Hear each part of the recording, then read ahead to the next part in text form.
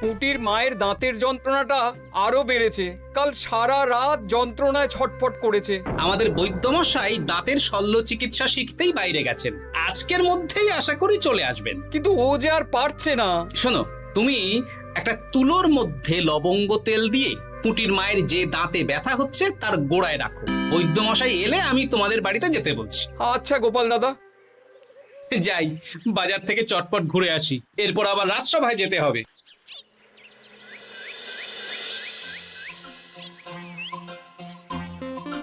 উফ, কি গরম রে বাবা, ছাতা নিয়ে বেরোলে ভালো হতো। এই তো সামনে আখের রস বিক্রি হচ্ছে, একটু আখের রস খাই, শরীরটা বেশ চাঙ্গা লাগবে। ভাই, আখের রস কত করে দিচ্ছ? 1 ভাঁড় 10 আনা গোপাল দাদা। দাও দেখি 1 ভাঁড়। আরে, এই যন্ত্রটা কিন্তু দারুণ। ওই আমাদের রাজ্যের বিজ্ঞানী মশাইয়ের অবদান।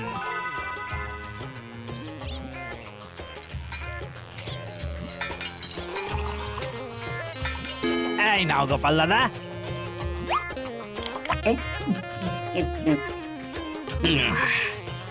আহ, শান্তি। এই নাও ভাই, তোমার 10 আনা।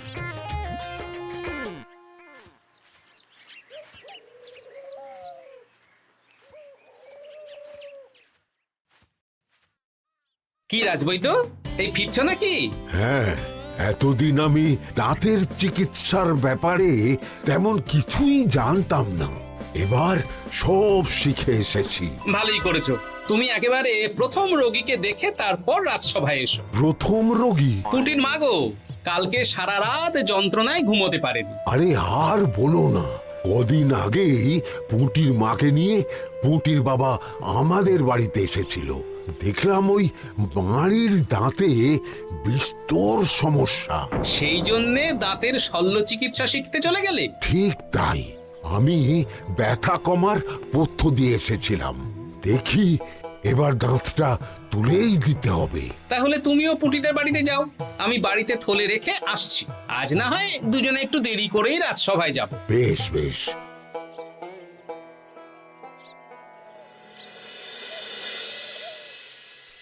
দেখুন মহারাজ, দেখুন আজকে রাজবৈদ্য আসেনি, আর ওদিকে গোপালও ডুব দিয়েছে। এই আনন্দে আমাদেরও ছুটি দিয়ে দিন মহারাজ। কি আনন্দে? এই গরমে বাড়ি বসে একটু আমপানার শরবত খাবো আর ঘুমবো। রাজ্যের সেনাপতি যদি বিশ্রামের কথা বলি, তাহলে আমার আর কিছুই বলার নেই।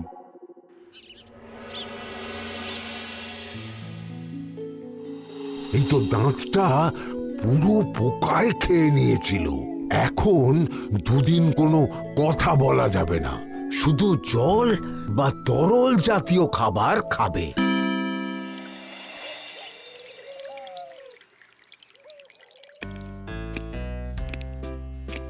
ওই তো গোপাল আর রাজবৈদ্য দুজনে একসাথে রাজসভায় ঢুকছে। রাজবৈদ্য মশাই ওনার জীবনের প্রথম শল্য চিকিৎসা করছিলেন, তাই আমিও দেখছিলাম। তা কি রাজবৈদ্য, সফল হয়েছো? হ্যাঁ মহারাজ, পুঁটির মায়ের একটা মাড়ির দাঁত পোকায় খেয়ে নিয়েছিল, সেটাই তুলে দিলাম। ভালোই হলো, আমাদের রাজ্যে কোনো দাঁত তোলার বৈদ্য বা চিকিৎসক ছিল না। এখন তুমি সাধারণ রোগ ব্যাধি নিরাময়ের সাথে সাথে দাঁতের চিকিৎসাও করবে। কিন্তু মহারাজ, একটা যে সমস্যা আছে। আবার কি সমস্যা? আমি যে দাঁতের শল্য চিকিৎসা করি, এটা তো আর রাজ্যবাসী জানে না, তাই কতজন আর আমার কাছে আসবে সে নিয়ে আমার সন্দেহ আছে। মানে তুমি চাইছো যাতে তোমার কাছে বেশ কিছু রোগী তাড়াতাড়ি আসুক, যাতে তুমি অনুশীলনও করতে পারো, তাই তো? একদম ঠিক ধরেছেন মহারাজ, কাজ না করলে হাত পাকাবো কি করে? তাহলে ঢেড়া পিটিয়ে বলে দিলেই তো হয়। এতে তেমন ভালো কাজ হবে বলে মনে হয় না। তা তুমি কি বলতে চাইছো গোপাল? প্রচার হবে, কিন্তু একটু অন্যভাবে। কিভাবে? আজ বিকেলে আমি রাজবৈদ্যর হয়ে প্রচার করব, শুনে নেবেন। বেশ। শুনুন শুনুন শুনুন, আমাদের কৃষ্ণনগরের রাজবৈদ্য এখন দাঁতের শল্য চিকিৎসাও করছেন। যারা যারা আমাদের রাজবৈদ্যের কাছে দাঁত তোলাবেন, তাদের দাঁত তোলার পরে দুদিন কোনো শত্রু থাকবে না। চিকিৎসার সময় সকাল 7টা থেকে সকাল 10টা পর্যন্ত।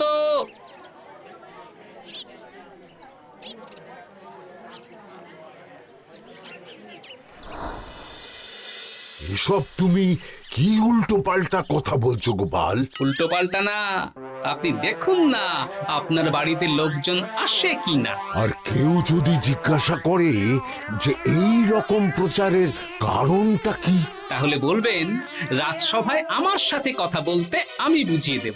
বেশ,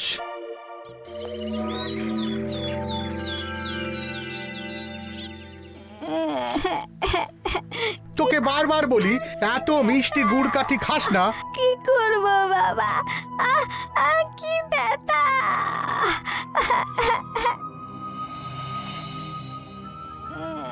বাড়ি আছেন নাকি বৈদ্যমশাই? হ্যাঁ আছি আছি। এই আমার ছেলেটার না দাঁতে খুব ব্যথা দুদিন ধরে। দেখছি। তা আপনাকে তো এই রাজ্যে আগে দেখিনি। আমি পাশের রাজ্য থেকে আসছি। শুনলাম আপনার কাছে দাঁতের শল্য চিকিৎসা করালে আগামী দুদিন কোনো শত্রু থাকবে না। ঠিকই শুনেছেন। বেশ, তাহলে বলুন কেন থাকবে না? আগে চিকিৎসাটা করি, তারপর বলছি।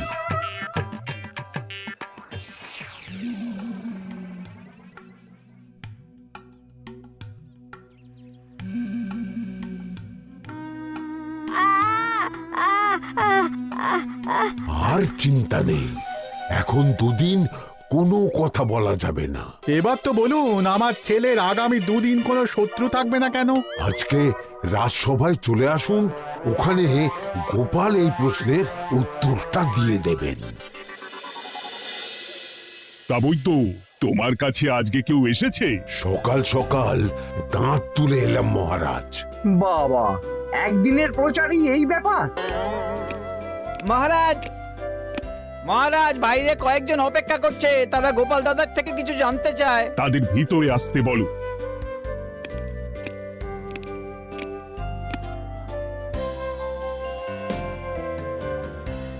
আজ আমার ছেলে বৈদ্যমশাইয়ের কাছে একটা দাঁত তুলিয়েছে।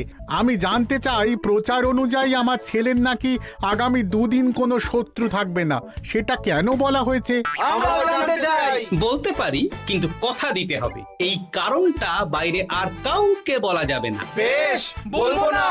বাংলায় একটা প্রবাদ আছে, বোবার শত্রু নেই। মানুষ সাধারণত কথার বিনিময়ে মতবিরোধ, বিবাদ বা শত্রুতা করে।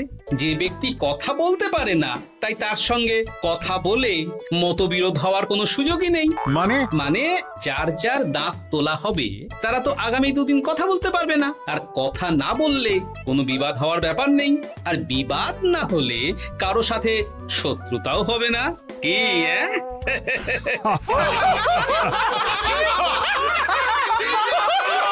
এই জন্যই তুমি হাসির রাজা গোপাল ভাঁড়। কে তোমার কথা শুনতে যাবে? একদিন না হয় প্রচারের চমকে এলো, এরপর কিভাবে আসবে শুনি? এরপর রাজবৈদ্যের সুনামেই লোকজন ছুটে ছুটে আসবে। বাহ বাহ বাহ, তোমার কত জ্ঞান! মহারাজ, এই কথা শুনে আমার মাথাতেও একটা বুদ্ধি এলো। অল্প পুঁজিতে শুধু প্রচারের জোরে এত রোজগার করব না, গোপাল হাঁ করে দেখবে। নিশ্চয়ই কোনো লোক ঠকানোর কথা ভাবছেন। মোটেই না। আচ্ছা, আগামী 3 দিন ব্যাপী মেলা হবে, সেখানেই তোমরা দুজনে তাহলে ব্যবসা করো। বেশ, করব। যে সবচেয়ে বেশি রোজগার করবে তাকে আমি 50 মোহর পুরস্কার দেব। রাজি। মেলার শেষে আমার প্রশংসায় পঞ্চমুখ হবেন সবাই, দেখে নেবেন।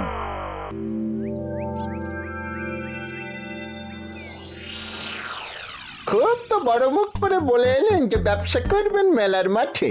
তা আপনি কি ব্যবসা করবেন শুনি? ভাগ্য পরীক্ষার দোকান দেব। মানে আমি বিভিন্ন মেলায় দেখেছি যে একটা দোকানে নিচের দিকে হেলানো অবস্থায় একটা পাতলা কাঠের পাটাতন থাকে। সেই পাটাতনের উপরে 1 থেকে 6 অবধি সংখ্যা লেখা থাকে, তাই তো? হ্যাঁ, যারা মেলায় ভাগ্য পরীক্ষা করতে আসবে তাদের ফাঁপা লোহার 6টা বল দেয়া হবে। যদি ওই 6টা বলই 6 নম্বর লেখা খোপের মধ্যে ঢোকাতে পারে, তাহলে প্রথম পুরস্কার পাবে। আমিও ওটারই দোকান দেব। কিন্তু শুধুমাত্র একটাই পুরস্কার থাকবে। 6টা বল 6 নম্বর খোপের মধ্যে ফেলে কেউ যদি 36 করতে পারে তাহলে সে পাবে 100 মোহর উপহার। আরে খেলার জন্য কত মোহর লাগবে? 1 মোহর। আপনি কিন্তু জেনে বুঝে বিপদ ডেকে আনছেন। একজন কেউ ফেলে দিলেই আপনার হাত থেকে 100 মোহর ফসকে যাবে। আরে মেলার ভিড়ে যদি আপনি পুরস্কার না দেন তাহলে জনতার একটা মারও ফসকাবে না। আরে সেই জন্যই তো তোদের পোষা। তোদের মধ্যে যে কোনো একজন ওই কাঠের পাটাতনের নিচে লুকিয়ে থাকবি। যখনই দেখবো কেউ 36 করে ফেলছে আমি গলা খাকড়াবো আর তোরা কাঠের পাটাতনটা হালকা করে নিচ থেকে নাড়িয়ে দিবি। এটা তো দারুণ বুদ্ধি। কি বলছো গোপাল, তুমি আখের রসের দোকান দেবে? হ্যাঁ, এই গরমে আখের রসের বেশ চাহিদা। তোমার বানানো ওই যন্ত্রের চাকা ঘোরাবো আর আমার ভাগ্যের চাকা ঘুরবে। সে ঠিক আছে, আমার কয়েকটা যন্ত্র বানানোই আছে। তুমি না হয় মেলায় ব্যবহার করো 3 দিন। ব্যাস, আর চিন্তা নেই। এবার শুধু জমিয়ে আখের রস বিক্রি করব, সাথে বিভিন্ন মশলা, বরফ আর পাতিলেবুর রস দেব।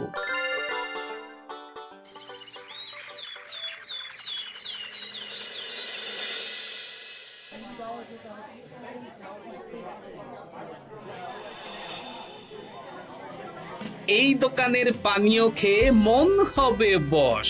গোপাল ভাঁড় নিয়ে এসেছে ঠান্ডা আখের রস। আরে গোপাল দাদা, তুমি আখের রস বিক্রি করছো? ঠান্ডা আখের রস কত করে গো গোপাল দাদা? 1 ভাঁড় মাত্র 10 আনা। 6 ভাঁড় দাও। এক্ষুনি দিচ্ছি। আসুন আসুন আসুন, সবাই আসুন। আসুন আসুন আসুন, এদিকে আসুন, এদিকে আসুন, ভাগ্য পরীক্ষা করুন। 1 মোহরে 100 মোহর।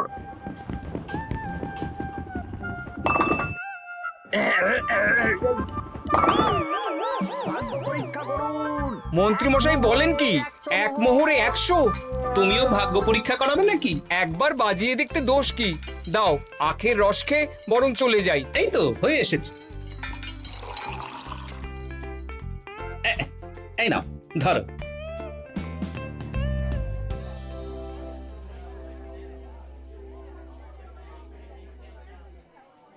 কি মন্ত্রী, ব্যবসা কেমন চলছে?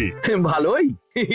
আপনি একবার ভাগ্য পরীক্ষা করে দেখবেন নাকি মহারাজ? না না না, আমি এসবে নেই। জানি আপনার কাছে 100 মোহর নস্যি, তবুও 1 মোহরের বিনিময়ে চেষ্টা করে দেখুন না। আচ্ছা, এত করে বলছো যখন, দেখি। 1 মোহরে 6টা বল। বাবা বাবা বাবা, দেখুন মহারাজ চেষ্টা করে।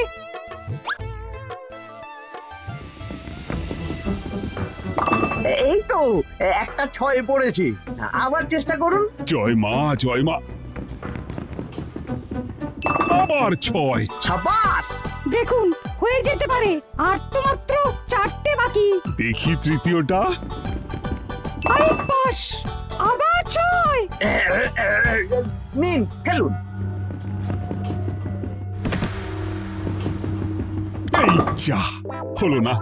আরেকবার প্রথম থেকে চেষ্টা করবেন নাকি মহারাজ?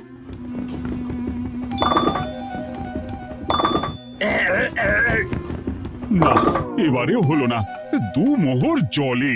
অন্য সব জায়গায় বাকি সংখ্যাতেও পুরস্কার থাকে, আপনার এখানে নেই কেন? আমার এখানে ধামাকা পুরস্কার, তাই বাকি আর কিছু রাখিনি। 36 করতে পারলেই 100 মোহর। এই নাও মন্ত্রী, 2 মোহর।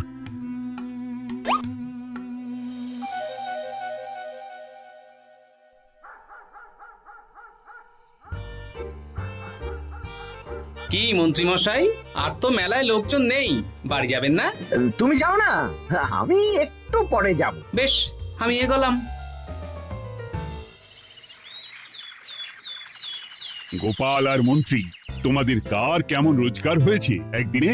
মহারাজ, কালকে আমার 7 মোহর 20 আনা রোজগার হয়েছে। আমার 70 মোহর, কিন্তু খরচ কিছুই হয়নি, কারণ কেউ 36 করতে পারেনি মহারাজ। বাহ বাহ বাহ। আমি তো বলেছিলাম আমি যখন ব্যবসা করব গোপাল আমার ধারে কাছে দাঁড়াতে পারবে না। বেশ, এখনো তো আজ আর কাল 2 দিন মেলার বাকি আছে। দুদিনেও আমার 2 কানা করিও খরচ হবে না, শুধুই রোজগার। গোপাল যতই প্রচার করুক আর যতই ভালো আখের রস বানাক না কেন, আমার ব্যবসাকে টপকাতে পারবে না। ঠিক আছে, আজকে আমি একবার ভাগ্য পরীক্ষা করে দেখব। আমার দোকানে সুস্বাগতম। নাও সেনাপতি, চেষ্টা করে দেখো। দিন বল। আমিও সেনাপতির খেল দেখতে এলাম। প্রথম বল, এই যে গড়িয়ে গড়িয়ে গড়িয়ে 6 নম্বর, সাব্বাস সেনাপতি। আবার 6, তৃতীয়, চতুর্থ, পঞ্চম, আরেকটা ফেলতে হবে। নাও সেনাপতি, ষষ্ঠ বল। এই যা, হলো না। এটা কি হলো? আবার চেষ্টা করো তো সেনাপতি। হ্যাঁ, 3টে হয়ে গেছে, এবার 4 নম্বর। এই যা, 4 নম্বরে চলে গেল। ধুর চাই। ব্যাপারটা কি? মন্ত্রী মশাই গলা খুসখুস করার পরের বলটাই পরপর 2 বার অন্য ঘরে পড়ল। নিশ্চয়ই কোনো রহস্য আছে। না, আজকে রাতে ব্যাপারটা দেখতে হবে। চলুন মন্ত্রী মশাই, পুরো মাঠ ফাঁকা, একা একা মশা মারবে নাকি? আমি পরে যাব, তুমি যাও তো। বেশ। ব্যাপারটা কি? আমাকে তো নজর রাখতে হচ্ছে। না, একটা গাছের পিছনে লুকিয়ে পড়ি, মন্ত্রী মশাই গেলে ওনার পিছু নেব। দেখুন মন্ত্রীমশাই, পরপর 2 দিন আমি পাটাতনের নিচে ছিলাম। আগামীকাল ঘটাকে থাকতে বলুন। বেশ, তাই হবে। আর অত জোরে গলা ঠাঁকড়াবেন না, কেউ যদি সন্দেহ করে ব্যাপারটা বুঝে যায় মুশকিল হয়ে যাবে। আরে কেউ বুঝবে না, অনেক রাত হলো, চল চল চল চল চল। আচ্ছা, এই ব্যাপার। তাই ভাবি 2 দিন ধরে একটাও কেউ পারলো না কেন? কাল আমিও মজা দেখাবো।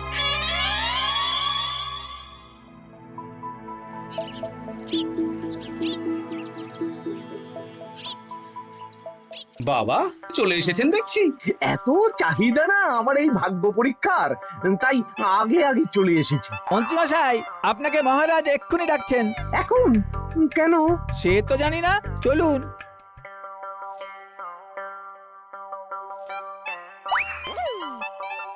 এই বেটা ঘটা, এবার বেরো। এ কি গোপাল দাদা, তুমি? হ্যাঁ আমি। খুব চালাক ভেবেছিস না? মন্ত্রী মশাইয়ের খেলা আজকে শেষ। প্রহরী, একে ধরে নিয়ে যাও।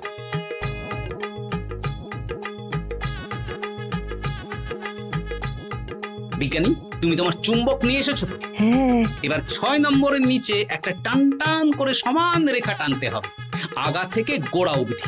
তুমি তো সব সকালে বুঝিয়েই দিয়েছো। দাঁড়াও, দাগটা টেনে নি। একদম 6 নম্বর খোপ অবধি যাচ্ছে, সেই অনুযায়ী টান টান করে দাগ টানো। টানছি, তুমি বাইরে নজর রাখো। নজর রাখছি। কাজ হয়ে গেছে, তুমি একবার অনুশীলন করে দেখে নাও। হ্যাঁ দেখছি। শুরু করো। শুরু করছি। একদম পাক্কা আছে।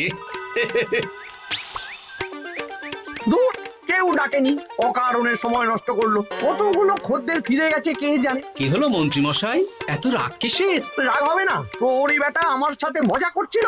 বেশ অনেকজন খদ্দের ফিরে গেল, আমার কত ক্ষতি হয়ে গেল। আমি খেলে আপনার ক্ষতিপূরণ দিতে পারি। কি, তুমি খেলবে? হ্যাঁ, ভাগ্য পরীক্ষা করতে দোষ কোথায়? ওই তো বেশ কয়েকজন সভাসদেরা আসছেন, সবার সামনেই খেলবো। তাহলে শুরু করি। হ্যাঁ, শুরু করো। এই বল যা, 6 নম্বরে যা। আরে বাস, গোপালের ফেলাপল তো গড়ালো না, সোজা 6 নম্বরে চলে গেল। এই দেখুন, আবার যাবে। বলকে আমি বলবো, বল কথা শুনবে। এই বল যা তো, 6 নম্বরে যা। আবার 6, আবার 6। আবার 6। কি, এটা কি হচ্ছে? যা বল, এটাও 6 নম্বরে যা। আবার 6, 100 মোহর। হ্যাঁ, এটা কি করে হলো? দিন মন্ত্রী মশাই, 100 মোহর দিন। ইয়ে না, মানে মন্ত্রী দাও বলছি। আমি আবার খেলবো। ছয়। আবার 6। আবার 100 মোহর। আর নেই। এই ঘটা, আরে কি করছিসটা কি? ঘটা নেই মন্ত্রীমশাই, আমি আছি। আর আছে আমার চুম্বক। মানে মানে তোমার কারসাজি ধরা পড়ে গেছে মন্ত্রী। গোপাল আমাদের সব বলেছে। হ্যাঁ, আপনি যেমন ছলনা করে ভাগ্য পরীক্ষার ব্যবসা করছিলেন, তেমনি গোপালও ছলনা করে আপনার ব্যবসা উল্টে দিল। তাহলে শেষমেশ কে জিতলো? হাসির রাজা, জ্ঞানীর রাজা, রসিক রাজা গোপাল ভাঁড়। লোকের ভাগ্য পরীক্ষা করছিলাম আর আমারই দুর্ভাগ্য নেমে এলো।